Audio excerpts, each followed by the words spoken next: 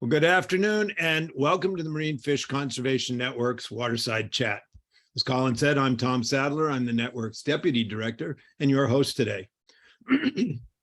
This afternoon, it is truly my pleasure to welcome two friends to the chat, Sam Snyder from the Wild Salmon Center and Scott Haid from Businesses for Bristol Bay. And Scott, you'll note I'm wearing my Bristol Bay, Sportsman for Bristol Bay shirt that's at least 10 years old and a gift from you. So nostalgic in that respect. I remember that trip that to is DC. That is vintage, dude. It is truly vintage and a testament to how long we've been at this silly exercise, which we'll hear more about. Colin mentioned the couple of housekeeping items that we're recording the chat and that it'll be available on YouTube, Facebook, and our website shortly after this chat. I would normally go into a lengthy discussion about our guests, but we did have news was made today, and I think we'll go right to that. So today the EPA announced that a revised proposed determination under the Clean Water Act, Section 404C, to prohibit and restrict the use of certain waters in Bristol Bay watershed as disposal sites for the discharge of dredged or fill material associated with mining the Pebble deposit. Well, that's easy for me to say. What it means, I'm going to leave to Sam and Scott. And Sam, why don't we start with you? What does this all mean? Awesome. Thanks, Tom. Good to be here again. I think what it means is that we're finally back on track. You know, in 2010 to 2014, we had a big push into the Obama administration to get EPA protections for the Bristol Bay watershed, particularly the Pebble deposit area. That fine shirt that you're wearing is a testament to when I think it was 2013 that we all flew back on that big sportsman's trip. There was a lot of hope then, and the job didn't get done. And now we are back. There's a whole series of, administrative and legal hurdles and hiccups and winding ways that happen between now and then, but we're finally back on track to see protections for the Pebble deposit area of Bristol Bay. There's a lot of details that we don't know yet. So what EPA did today was announced that they were releasing these new restrictions. So the revised proposed determination, which is called proposed protections. So there tomorrow we'll see more full detail. But what is clear from the sort of early information is that the proposed protections are stronger than what were proposed under the Obama administration. And it looks like within the mine footprint that Pebble proposed in 2020, dredge and fill material, otherwise known as mining waste, will be outright prohibited. So the small mine plan from 2020, no mining activity can occur there. Waste disposal is prohibited. And then there's a larger section of the watershed in which mining waste would be restricted. We don't know what the nature of those restrictions are yet, and we don't know the exact watershed, but I think that the geographic scope is probably slightly expanded from 2014, and the proposed protections are clearly stronger than they were in 2014. In 2014, they simply restricted the dredge and fill material disposal based on miles of river, acreage of wetland, and water flow in the rivers. And so to see some prohibitions in there is really positive. I think by and large, the coalition is glad to see this moving, but now we got to finish the job. And that's the hard thing, as we know, because we've been here before. Scott, you got anything to add to that? That's exactly what I was going to say. You know, we've been here before. We've thought we were going to go to the end zone. We got stopped at about the 10-yard line, and now we got to get it in the end zone this time. I'll just echo what Sam said. We're happy that we're back on track, but we can't be satisfied with being back on track. We got to push until we reach our goal. I mean, you've said it, it's kind of ridiculous that when you think of it, so many people have to work so hard for so long on something that seems so completely obvious is the right thing. And the right thing is protecting Bristol Bay. So, we've been through this with a couple prior administrations before the Biden administration. We started this, as Sam noted, under the Obama administration. It moved into President Trump's term. And, you know, even under Trump, the Army Corps of Engineers denied Pebble's permit for the, you know, BS small mine that they proposed. So, I mean, what are we waiting for? And we've got three consecutive presidents in the White House that have taken action, administrative action in one way or another to protect Bristol Bay. And it really leaves you wondering, you know, who in the heck is on the other side of this thing? Maybe somebody who's holding a lot of that 30-cent Northern Dynasty stock. Maybe even worth less than that this morning. Now it's 29, I think, right now. I just checked. Yeah. So Sam, paint the picture for us, because I'm sure a number of people who are tuning in, you know, sort of understand they're the cognoscenti, if you will, of this process. But this is, as we've referenced, has a long history. Help us sort of tell us where Bristol Bay is in Alaska, what it, you know, sort of the geographic location. And you were talking about watersheds. Talk a little bit about what that is, and sort of give us a geographic grounding on this, because somebody might say, well, you know, it's just a mine, right? Like, what's the big deal? What's the big deal? Totally. Well, if I didn't have a computer meltdown today, I probably could have pulled up some maps for you, and that might have made things easier. So Bristol Bay is in southwest Alaska. It's about 200 miles as the crow flies from Anchorage. Bristol Bay is the largest salmon fishery on the planet. There's last year 66 point something million sockeye returned to Bristol Bay. This year they're forecasting 74.3 million sockeye to return. Like, we're breaking records. And I think one of the important things about Bristol Bay is, like, elsewhere we're seeing declines in salmon population across the Pacific Northwest, across Alaska, and Bristol Bay remains like the crown jewel. It is the one shining spot. And so I think as we look, you know, it's a real positive story in a sea of frustration. Bristol Bay supports 15,000 jobs. It's a $2.2 billion a year economic engine, largely driven by the commercial fishing industry. But as Scott can detail, like, there's a long, rich, and really powerful sport fishing and outdoor adventure opportunities here. There's hunting opportunities. There's bear viewing. There's Audubon has weighed in on, like, the number of birds here. So, like, the opportunities for wildlife engagement here are massive.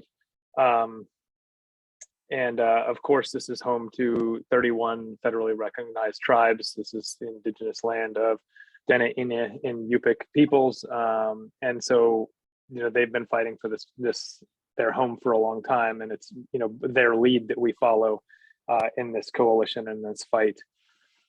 That's what Bristol Bay is. It's threatened by the proposed Pebble Mine. It is a proposal for a gold and copper mine. It would be one of the largest gold and copper mines in the world. I think it's like the third largest undeveloped gold deposit on the planet. And you're starting to see some new rhetoric from them around him even today. Like, they need this mine because, you know, of electric vehicles and sustainability goals. And yes, we need these minerals for those things, but there are other mines on the planet that we can go to. We don't have to mine all of the deposits. It's situated perfectly. This mine is situated perfectly at really the headwaters of the two rivers that feed this magnificent system, the Koktuli and Upper Tulare Creek that flows into Lake Iliamna, which flows into sort of the Katmai watershed and the Kwijak watershed. So these are, you know, massive river systems. The geographic area here is massive. It's like the size of West Virginia. So it's not a small river system, and it is not a small mine. We're talking like orders of magnitude bigger than we can really wrap our head around. And so to put a mine like this at the headwaters of a fishery like this has long been known to be a terrible idea. And I think we've been fighting this fight for, you know, almost 2 decades at this point. Scott's been at it longer than I have, but we've both been at it together a long time.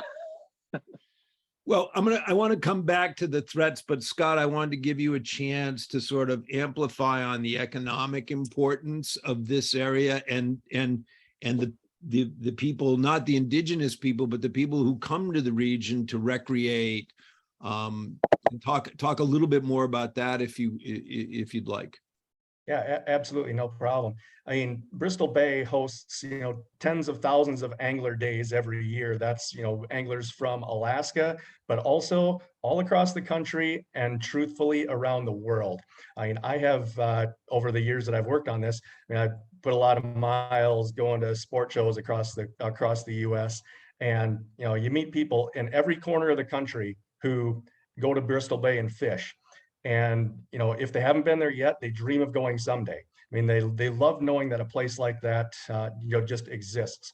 You think about the pictures that you see or the video you see, like National Geographic, with the bears at the waterfall and the salmon, leaping out of the water, trying to go up the falls, and the bears snatching them out of the air. That's Katmai National Park. That's Brooks Falls. I mean, that's right on the doorstep of Bristol Bay, and in the neighborhood of the Pebble Mine. So, it's just a place that offers an experience that is hard to find, hard to replicate anyplace else, maybe with the exception of the extreme far east of Russia and Kamchatka. But this is a place where you're going to go and you can get into a river and wade, and you know what? You got a brown bear 20 yards downstream of you in the river while you're fishing, and maybe more than one. I've had the pleasure, the good fortune to fish in Bristol Bay a few times, and I've had fun bringing folks to Bristol Bay to teach them about what it's all about. And man, I mean, the first time I was there, you can't believe that's really happening, and then you get to relive that through a guest's eyes that you brought there. You're floating on a inflatable raft down a river, and you're like threading the needle between brown bears on either side, and you could easily toss a rock, not throw it hard, but just toss a little rock and hit each one of those bears. So it's quite incredible. Like I said, anglers from all over the world, this is a bucket list destination. And Alaska's got a great deal of really good fishing and outdoor activity, but I think Southwest Alaska and the Bristol Bay region is pretty widely regarded as best of the best, or right up there. On top of fishing, there's also hunting, brown bears and huge moose, caribou when the Mulchatna herd offers the opportunity to do so, depending on population. But no, it's truly a sporting person's paradise. And also, the bear viewing opportunities flying from the Kenai Peninsula. There's a lot of people that do day trips over from the Kenai for bear viewing. So it's spectacular. And there are significant economic advantages to the tourism, guiding, hunting guide, fishing guide economy in the area that would be put at risk. Is that right? No doubt. Pebble goes in, the salmon start not coming back. Those salmon are the keystone of everything out there. I mean, it supports everything from the insect life to the eagles that eat it, to the salmon decay and those massive rainbow trout that people love to go to Bristol Bay and chase. They're eating the decaying salmon. They're eating those salmon smolt in the spring. It's incredible. There you go. It's incredible. I mean, you can go there and hook up and land a 29-inch rainbow trout, fish of your life, and you know what? Your fishing guide's going to look at you and say, "That's a pretty nice fish, but it ain't a trophy here." It's not 30. It's not 30 on the tape, man. Try again. Yeah, that's a pretty heart-wrenching feeling when you got, when you have one of those fish hit, and it's just like, I mean, they just hit like a freight train. It's a whole nother experience. And then you land it and it's like 26 inches and your guide's like, man, and you're like, what? Like your brain has exploded all over the boat. This is like this crazy strong fish, and your guide just sort of brushes you off. They're like, I'm not even taking a picture of that fish. It's not worth it. And you're like, what are you talking about? Run of the mill. Yeah. And I think one thing that's important too, that Scott mentioned, like if there's impacts, but I think just like, it's not just like if there's a disaster. We're talking roads, we're talking helicopters, we're talking all sorts of noise, we're talking, massive traffic. Just the existence of this mine impacts. Like we go to places like Bristol Bay, or we dream of going to places like Bristol Bay because we want to be able to experience, fishing or hunting or bear viewing or just being out there floating on a river quietly. We want that solitude experience. We want that experience of just sort of full surrounding of nature where everything feels so big. and enveloping. And if you have helicopters and you have infrastructure, you have noise, all of that is ruined. And so that sort of like that I don't know, there's a word that I'm looking for and it can't come to my brain right now, but there's a value there that we can't put a number on. But that impacts trips. That impacts even from a commercial fishing standpoint, the existence of a mine is going to impact perceptions of the cleanliness of the water and the health of the salmon. That's going to hurt the commercial fishery, even if there is no massive disaster immediately. Just its existence paired with what we know Bristol Bay to offer in terms of experience, clean, healthy, truly wild salmon. The impact it's hard to quantify. So let's talk a little bit about the impacts, and you just started to reference it, a disaster. All right. So I want to ask this in two parts, right? One is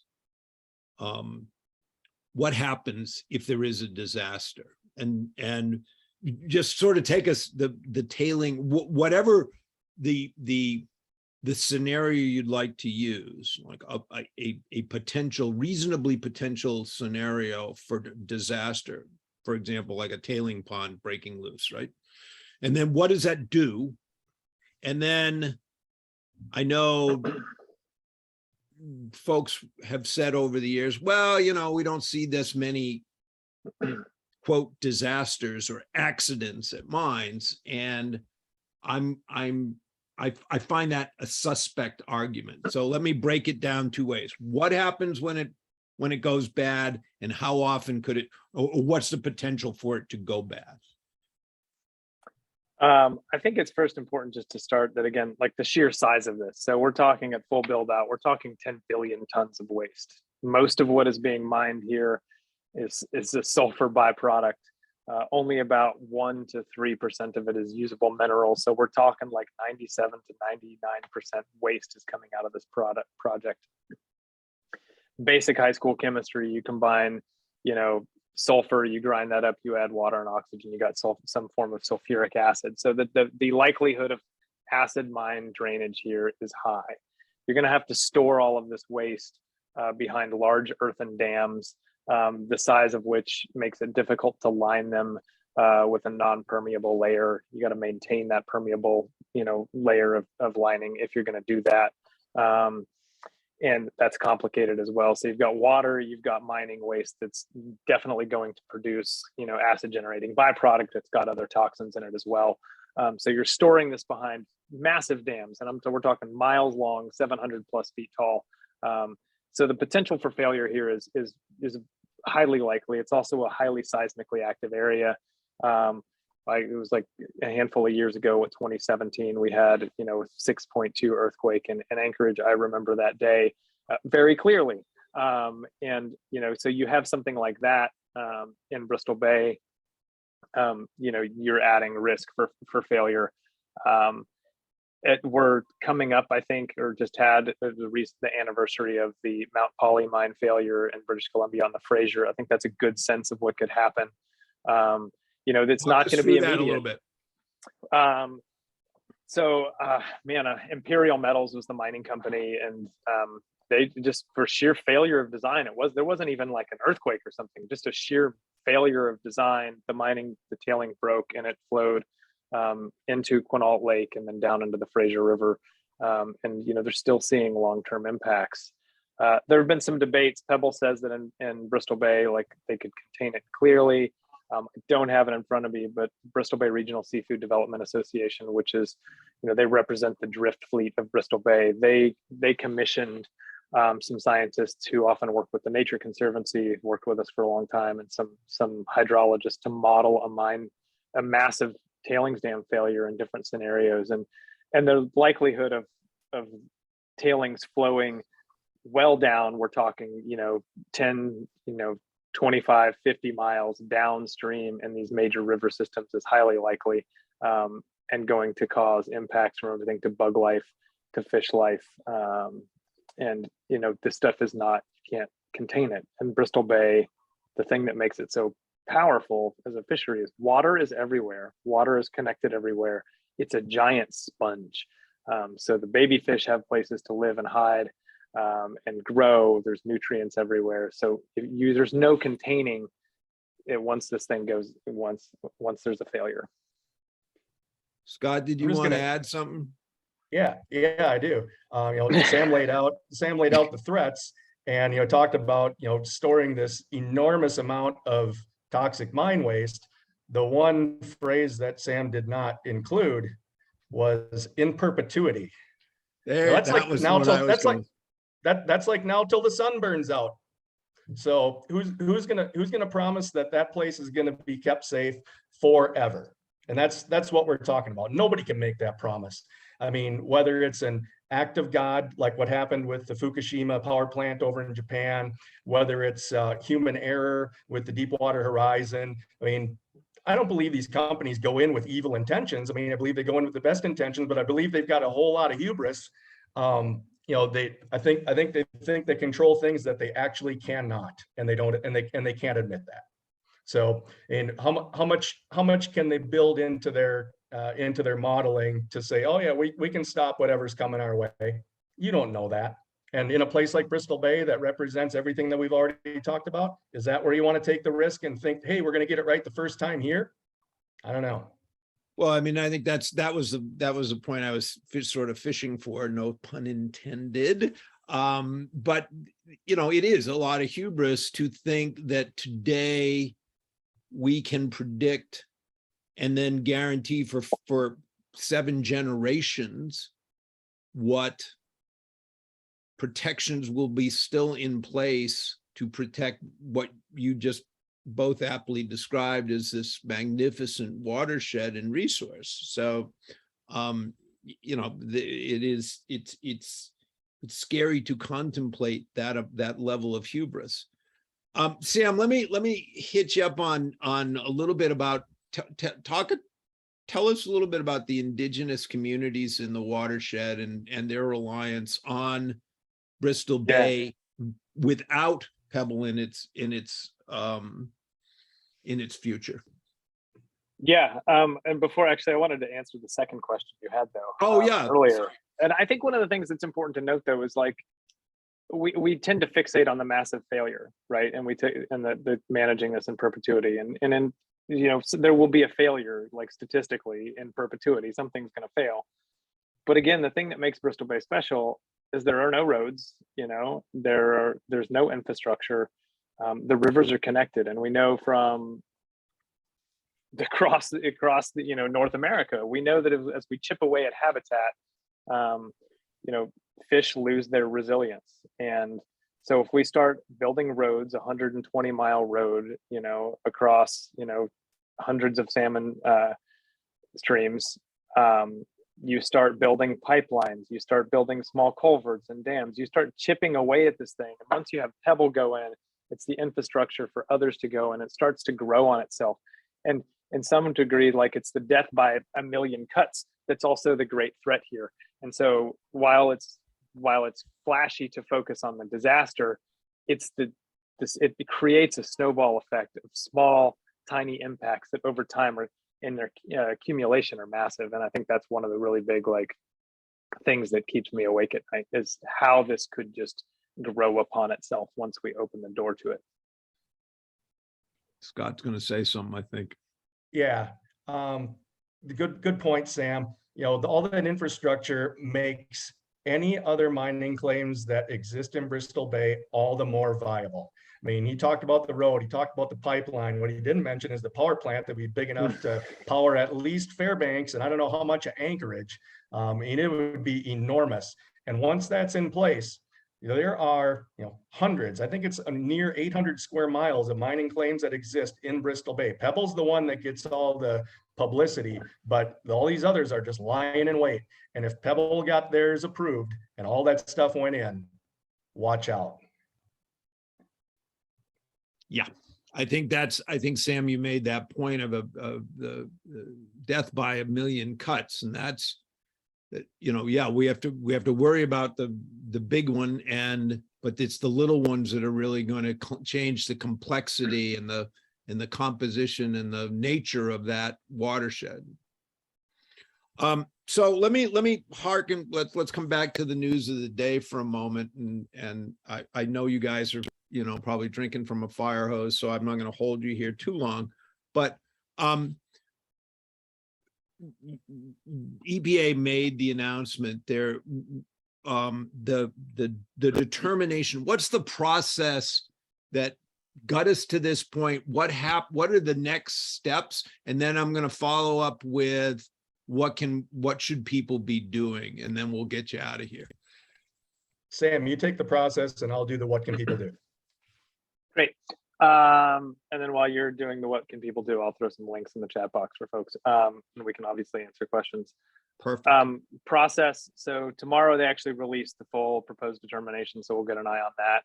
So let me jump in. So when you say the full determination, so that will be the document that sets the rules and regulations. And this is where these are the conditions for taking the action that they're going to take and the actions that they will take. Is that correct?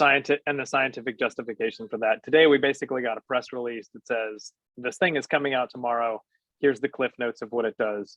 Tomorrow we'll get like a 200-page document that has all of the science and footnotes to the science and where they're storing the science and then, you know, how they justify from a regulatory standpoint and administrative standpoint taking these actions. So yeah.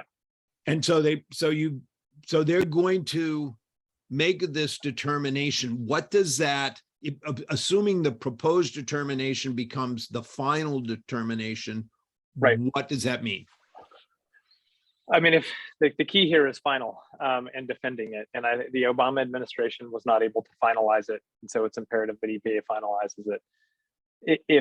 If they can finalize this and get it through the courts, and it's all wrapped up and put on the shelf, it is an incredibly durable thing. The tool that EPA is using, Section C of Clean Water Act 404 permit. This is normally a permit that's managed by the Army Corps of Engineers, but 13 times in the history of the Clean Water Act, under their authority as outlined in the C, EPA has stepped in and said, we're going to take this one over because this project has great potential for impact on water, recreation areas, fisheries, and so forth. So if finished, it's incredibly durable. There's no history of these being overturned by a previous or by a subsequent presidential administration. The key is to finish it. The Obama administration didn't get it finished. They didn't wrap it up before there was a shift in Congress.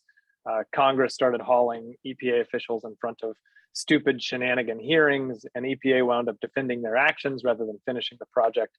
And then lawsuits caused this to get delayed until the Trump administration came in. And while the Trump administration did eventually deny a Clean Water Act permit for Pebble, they still tossed this proposed determination, the Obama ruling, which is really what brought us to here today, and why we're still dealing with this. But if EPA can finalize it, it's a wildly durable piece of administrative action that should last. And so what we have from a process standpoint is EPA has announced a 42-day, kind of weird, 42-day, sort of collides with July 4th. So July 5th, until July 5th, we have a comment period. Scott can talk more about that. Once that wraps, they have about 30 to 60 days to sort of read comments, read the substantive things that organizations, scientists have written and submitted in. They will come back and they will then release what they call the recommended determination. And that's where they say, okay, we heard you. Here's how we're maybe updating it, or here's how we're justifying continuing doing what we're doing. That will not have a comment period, but there's 30 days for certain parties to weigh in, and those would be the immediately affected parties, the state of Alaska, certain tribes, landowners, and so forth. And then another 30 days, 30 to 60 days from there, they will issue a final determination. So the goal is to get EPA to finalize this determination before the end of this year. That would give them 2 years to defend the decision in court. If they do not finalize it before the end of 2022, I would expect to see, EPA get tripped up by stupid congressional hearings, to put it simply. I'm going to let Scott weigh in here, but I'm going to editorialize that this feels like time is of the essence at this point, and that I didn't write the calendar out here, but we also have midterms coming up, and that by September, October, November, December, we may see a different reality politically than we see today. So I'm kind of segueing to you, Scott, so that you can tell us how important it is to take whatever action you're going to tell us to take. Absolutely. There is such a thing as campaign fatigue, and we realize that. Some of us probably realize it very well. But you know what? We've done this before, and we have to rally one more time for Bristol Bay. And it's starting now, and it's running, as Sam said, through July 5th. You know, in the past, through these varying EPA processes and other comment periods, collectively millions of individuals and, you know, well over 1,000 sporting groups and businesses and chefs and restaurants and supermarket chains and jewelers. I mean, all across the spectrum have weighed in on this thing, saying, you know, stop the Pebble Mine and protect Bristol Bay. You know, this is an extremely diverse coalition. You know, you've got the subsistence users who have been relying on that resource forever. You've got the commercial fishery, which I don't know, I think these days is coming up on maybe about 140 years of operation in Bristol Bay. And that says something to the management of that fishery by the state of Alaska, that it's still that strong after all those years. And then you've got the sport fishery, which is, you know, the newest of it. But, you know, in the past, a lot of times those folks were, you know, adversarial, competing over, you know, this enormous resource, because even though it is huge, you know, there's always an allocation argument. They saw the threat that Pebble brings, and they realized that, hey, if we don't fight together for the fish, we might not have as many fish to fight over in the future. So it's been a great campaign to be associated with. Just seeing that how we've hung together for all this long time. And then you take that and move it out of the Bristol Bay region and out of Alaska and expand that all across the country with, as I said, you know, millions of people have taken action, and all those businesses that have stood by us, all those different organizations, you know, conservation groups, hunting and fishing groups, you name it. So what's going to go on is, you know, we'll have a take action. Sam's put some stuff up right now. Stoppebblemine.org is a great place to go to. We'll have a take action page up there for individuals to do so. For our business partners, expect to see a sign-on letter to the EPA, as well as we've got some amazing social media assets for you to share with your audiences and your customers to encourage them to take action.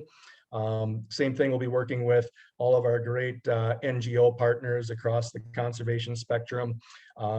We've got, you know, anything you can do as far as advocacy, you know, write a letter to the editor of your local paper, make sure more people hear about it, because, you know, in the world of people who have worked on this for a while, I mean, this is just one more time to step up for Bristol Bay. There's still people out there that really don't know what it is. And, you know, it's great. You know, I grew up in the Midwest, and our big supermarket chain in the Midwest is Hy-Vee out of Iowa. Biggest private employer in the state of Iowa, and they've got, you know, stores all over the Midwest. And you can go to Hy-Vee in the Midwest and go to the, you know, fresh seafood counter, and oh, they're broadcasting, hey, we've got fresh sockeye in from Bristol Bay. I mean, that's a great opportunity. And I've told so many people, hey, that fish, it's not only delicious, it's not only nutritious, but hey, here's something about the place that it comes from. So you can easily educate people like that. I mean, that salmon you find all over the country. So just, you know, making sure that, you know, your sphere of, you know, influence, those in your orbit, know about Bristol Bay. And if they care about anything like this, it's a real simple thing they can do. We're just driving for another massive show of support for Bristol Bay to convince the EPA to finish the job. So yeah, I mean, that's the take-home message. We got one more shot here. We got to hammer it home, and we got to get this thing across the finish line. Awesome. I'm going to let you guys go. I really appreciate the update.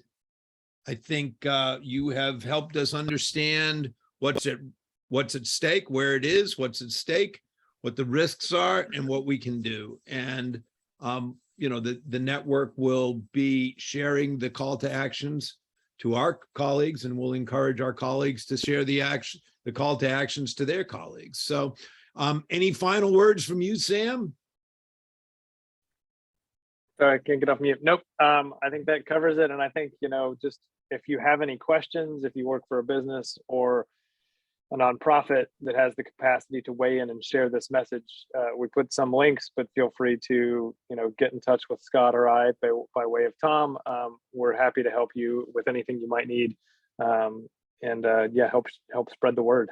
We'll do a blog article about this Waterside Chat, and we'll have all those links in that article. Scott, anything final from you?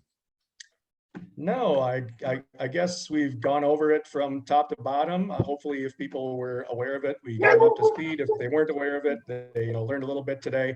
I'll say thank you, Mr. Sadler, for entertaining us on your show. It's been great to work with you over many years, wearing many different hats, each of us, I think. So yeah, that's for sure, huh? Once we get this thing, across the finish line, the next time the fishing community gets together, hopefully we'll have cause for a big celebration. Well, no worries about we love to hear the dog in the background, Sam. If I could purloin the little kitten, I'd bring the kitten in here and show everybody. But on those fine notes, I'm going to thank you both. I'm going to let our audience know that this has been recorded. It will be up on the website, on our YouTube channel and Facebook. And my great appreciation both for being on the show, but mostly for doing the hard work for as long as you both have, and keeping at it and not letting the campaign fatigue take your eye off the ball. So thank you very, very much. My pleasure, Tom. It's been great. We always appreciate you, Tom, and I look forward to the celebration. Me too. All right. All right. Well, thank you.